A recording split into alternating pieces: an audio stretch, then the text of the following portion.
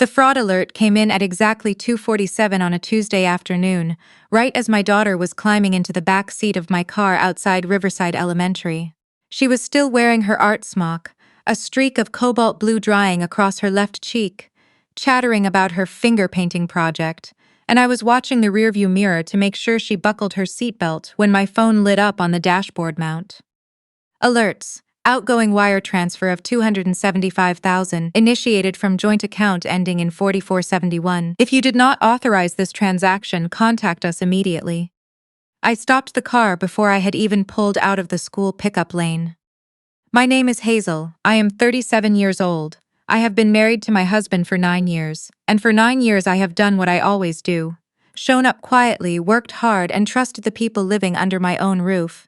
In the next 48 hours, I was going to learn exactly how expensive that trust had been.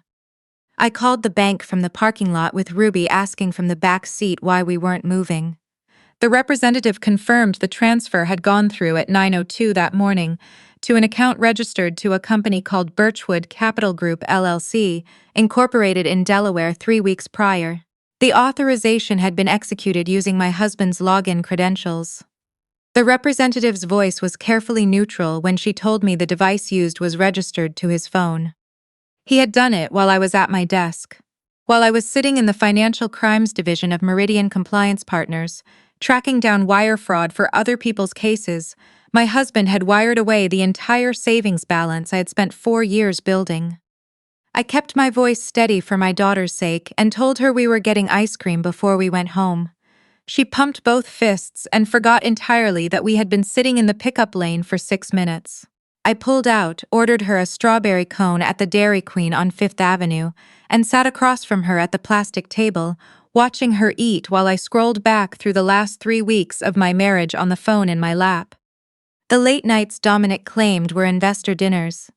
The Thursday he came home with the particular smell of hotel soap, despite our gym being 6 blocks from the house. The weekend his younger sister had borrowed his car and returned it with the passenger seat adjusted for someone 4 inches shorter than her. Priscilla had been living in our guest room for 8 months. She had arrived last October with 2 suitcases and a story about a bad breakup in Phoenix, and my husband had walked her straight through the front door without a single conversation with me about it first. 8 months of sharing my kitchen, my laundry, my Wi-Fi, and apparently my husband. I did not go home right away. I drove to a parking garage 3 blocks from Dominic's office and sat in the dim concrete dark for 20 minutes, thinking. Then I called the only person who matters in these situations. Celia answered on the second ring. We had been college roommates at the University of Michigan, and in the 15 years since graduation, she had become one of the sharpest family law attorneys in Central Ohio. More importantly, she had watched my marriage from the beginning, and she had never once told me what I wanted to hear when she thought I needed something different. He wired $275,000 to a Delaware LLC this morning, I said.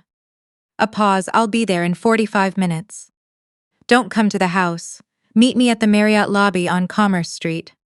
Ruby was asleep in her car seat by the time I arrived. I carried her in, settled her on the lobby sofa with her tablet and headphones, and Celia was already at the bar with 2 glasses of sparkling water and a legal pad. I laid everything out. She wrote without looking up. When I finished, she set her pen down flat on the paper. You need to go home tonight, she said. You need to walk in like you don't know a thing, and you need to look with your actual eyes. I know what I need to know. You know about the money. You don't know if there's more. A good attorney needs physical evidence. She tapped the pad, walk through the house and look, then come back to me. I went home.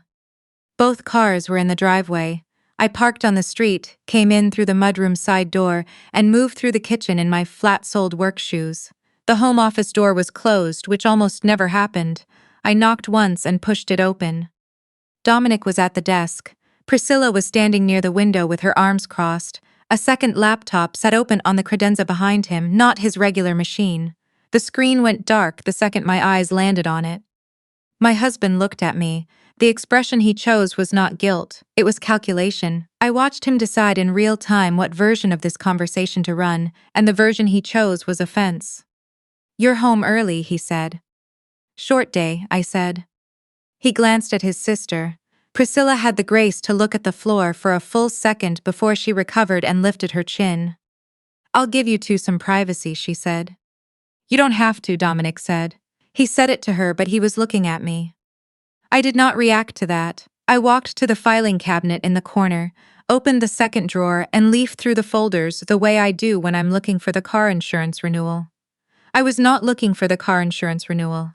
I was looking at what was there and, more importantly, what wasn't. The folder, marked property, was thinner than it should have been.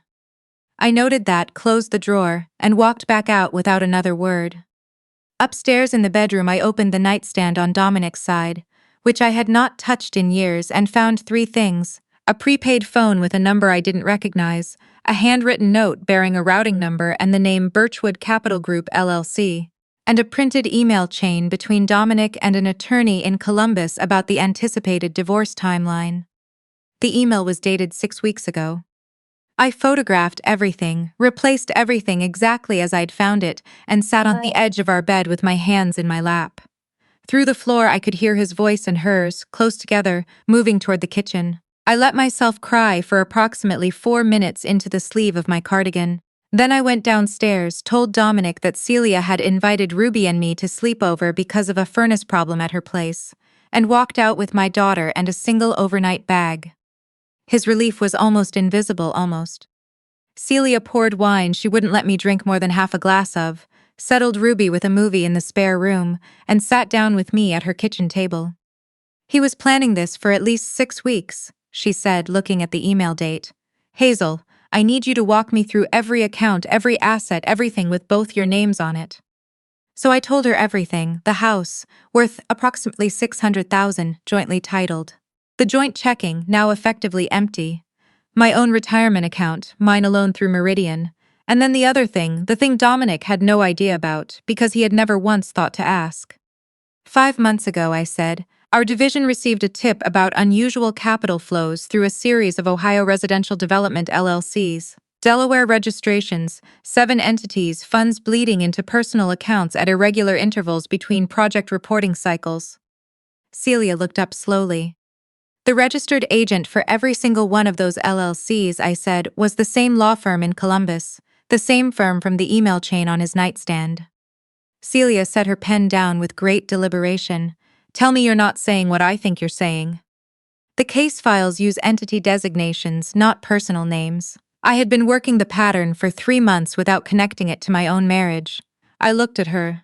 "He has been siphoning residential development capital, money from private investors who believed they were funding real construction projects, into a rotating structure of shell companies, letting the projects stall and keeping the funds. Birchwood Capital Group is his newest vehicle. The $275,000 from our joint account is apparently his emergency cushion, moved the moment he decided the divorce was happening. He had run his fraud operation under the nose of the one person in his personal life with the professional training to identify it, because he had never for a single moment considered that person worth taking seriously. Dominic introduced me at parties as someone who worked in bank compliance, delivered in the same tone one might use for data entry. He had attended 2 work events with me in 9 years of marriage. He had never asked about a single case I was working. He had no idea I held a certified fraud examiner designation through the ACFE. He had no idea that Meridian's federal contracts gave me direct access to FinCEN's financial intelligence network. He had no idea that for the past 96 days I had been constructing the case file that now had his name threaded through every page. He had handed me the key to his own prosecution and told me to go sort the mail. Celia looked at me from across the kitchen table with an expression I had never seen on her face in 15 years. Something between awe and what I can only describe as predatory focus. "What do you need from me?" she asked. "Emergency divorce filing Monday morning, temporary restraining order on all joint assets, and I need him to sign something before Friday afternoon." She picked her pen back up. "Tell me what you want him to sign."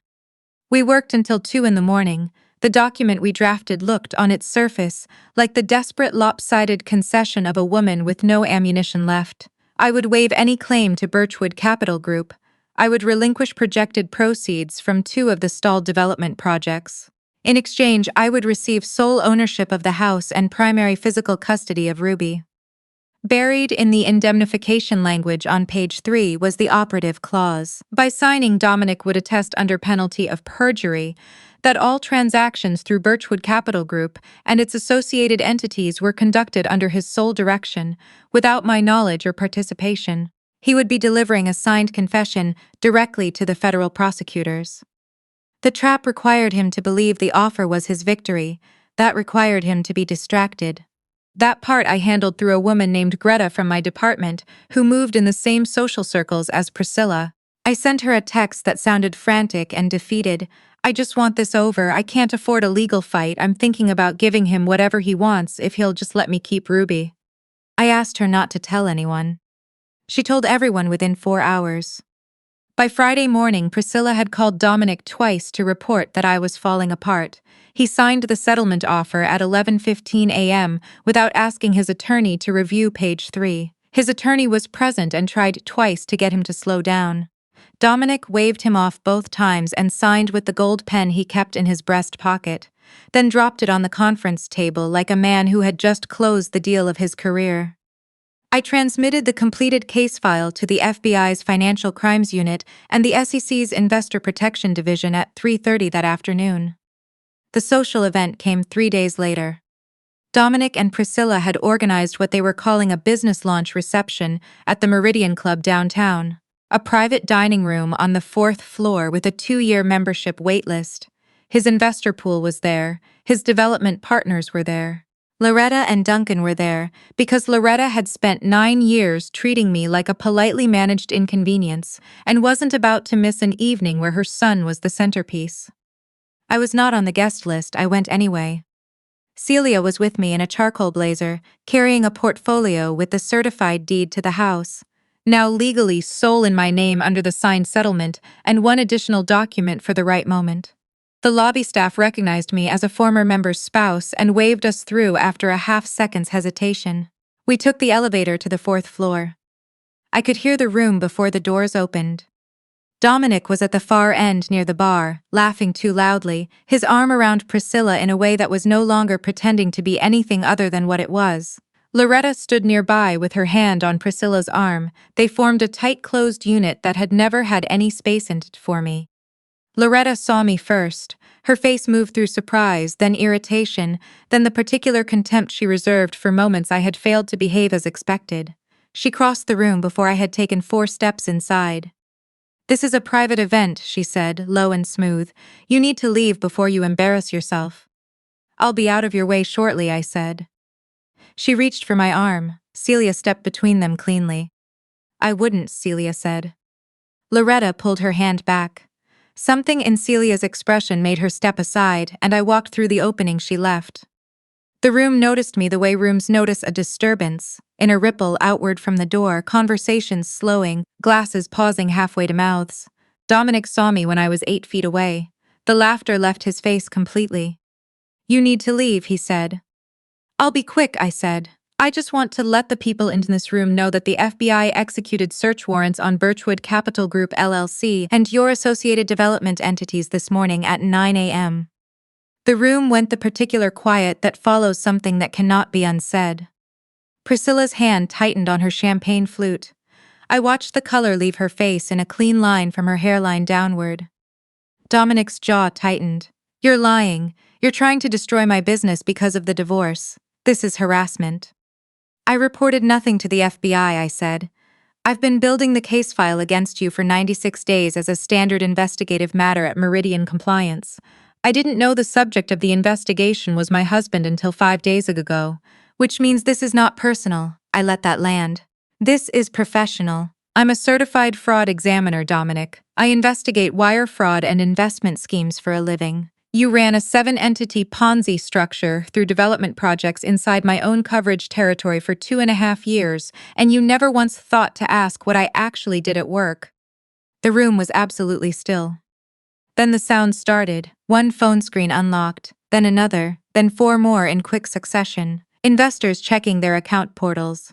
The sound of people discovering in real time that the man who had just solicited their capital was a federal fraud subject, announced by the wife he had dismissed as a paper pusher at his own party.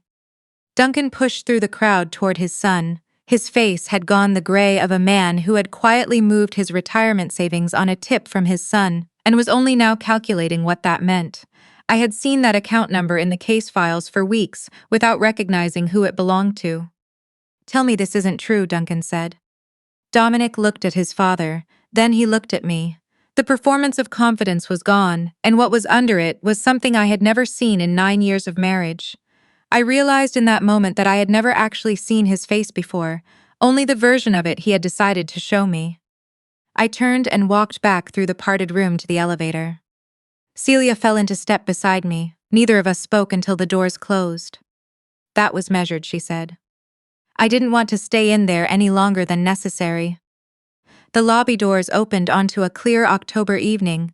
I knew that behind me on the 4th floor, Dominic was surrounded by people whose money he had taken. I knew Duncan was trying to understand what his son had actually been doing with his retirement fund. I knew Loretta was attempting to construct a narrative that could not be constructed. I knew Priscilla was standing in a room full of people who now knew exactly what she was. I did not feel satisfied. I felt finished, which is a different thing entirely. The restraining order held. The house transferred cleanly into my sole name 30 days after filing.